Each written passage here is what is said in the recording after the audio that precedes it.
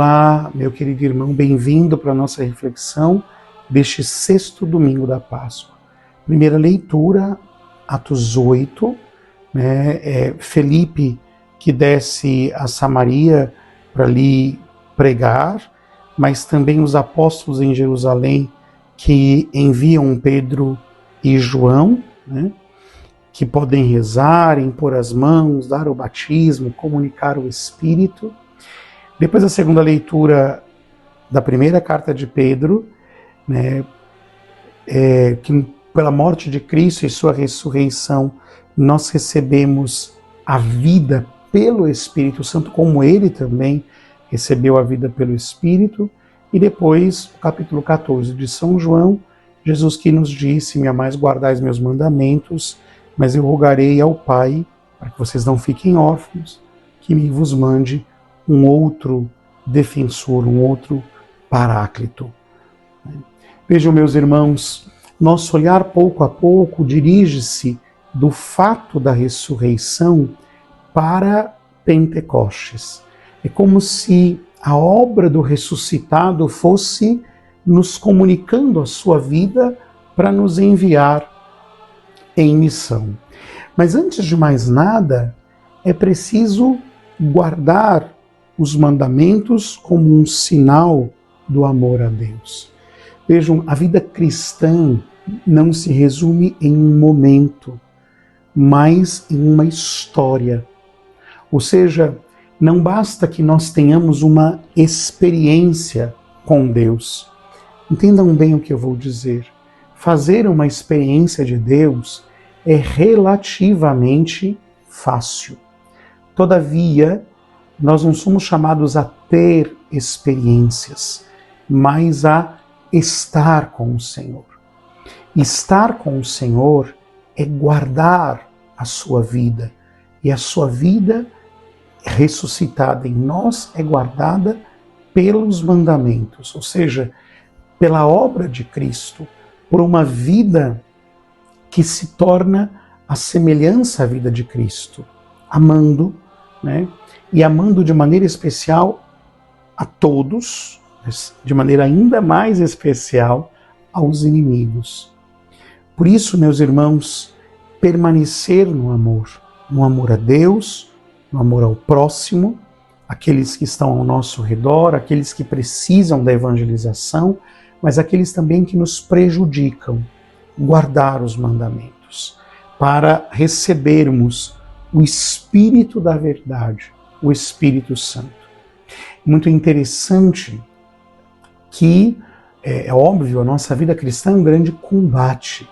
E por tantas vezes nós nos sentimos desassistidos, desta vida. É como se nós estivéssemos sós, solitários.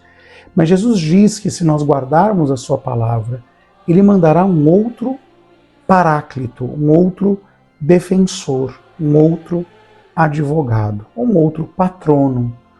O advogado, é aquele que se coloca junto, Aqui ad significa junto.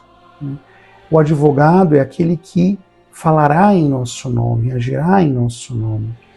É assim um advogado, para as nossas causas civis, também na vida espiritual, o Espírito é esse que se coloca ad, junto, ao nosso lado, como um companheiro na caminhada.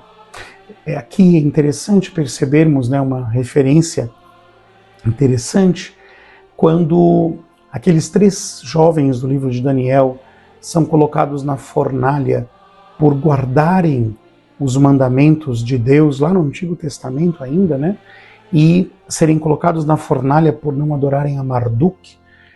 De repente, eles estão dentro da fornalha louvando a Deus e o rei vê um 4º homem dançando, passeando no meio deles, dançando com eles numa celebração no meio do fogo.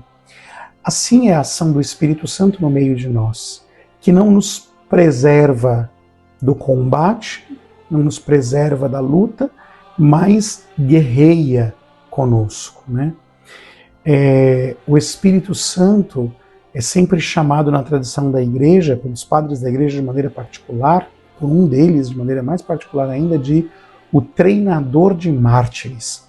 Ou seja, aquela força, aquela presença, aquele, né, porque o Espírito Santo é uma pessoa que, agindo em nós, nos capacita, nos treina para os nossos combates. Por isso, nós nunca devemos temer estar só. Lutando por estar em Cristo, não nos faltará as graças necessárias, não nos faltará a força necessária para que nós permaneçamos na vontade santíssima de Deus.